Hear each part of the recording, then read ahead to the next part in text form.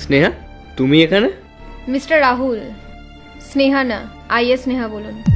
আর আমার এটা জেনে খুব ভালো লাগলো যে আমার মতো সাধারণ মানুষের নাম তুমি আজও মনে রেখেছ।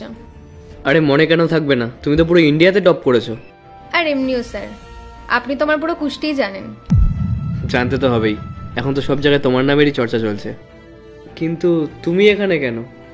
মিস্টার রাহুল, আমার খুব ভালো করেই মনে আছে এই অফিসে আপনি আমার যোগ্যতা নিয়ে কথা বলেছিলেন।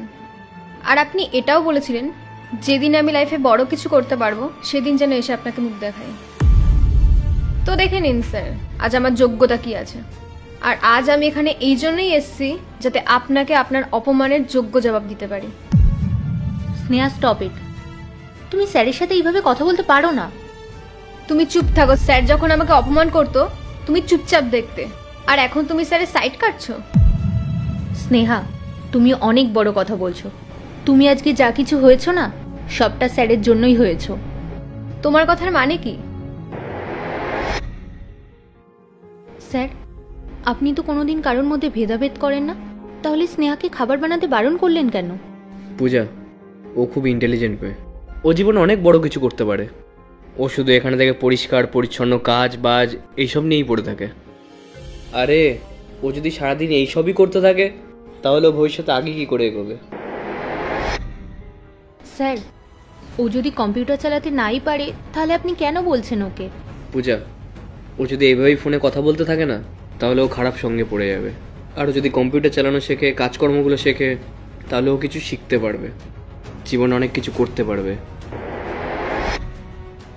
স্যার, ও তো এখন গভর্নমেন্ট জব পেয়েই গেছে, তারপরেও ওকে এতগুলো কথা কেন শোনালেন? পূজা, আমি যা যা করেছি না সেগুলো ওর ভালোর জন্য করেছি, তাহলে ও জীবনে বড় কিছু করতে পারবে। যদি আজকে আমি ওকে এরকমভাবে না বলতাম না তাহলে ও সারা জীবন এরকমভাবে চাকরের কাজই করতো, সুইপারের কাজই করতো। সত্যি কথা বলতে পূজা, ভালোবাসার ভাষা না কেউ বুঝতেই পারে না, সেই জন্যই আমি ওর সাথে এইভাবে রুডলি ব্যবহার করলাম। আপনি একদম ঠিক করেছেন স্যার। ওর এই চেষ্টাই দেখবেন ওকে আরও ভবিষ্যতে এগিয়ে নিয়ে যাবে। আই এম সরি স্যার, আমি আপনাকে বুঝতেই পারিনি, আর আমি নিজের অপমানের বদলা নিতে চলে এসেছিলাম।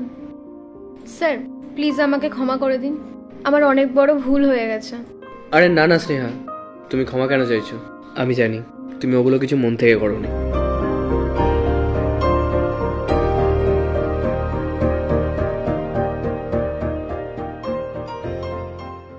পার্ট 2 দেখতে সাবস্ক্রাইব করুন W Short 07।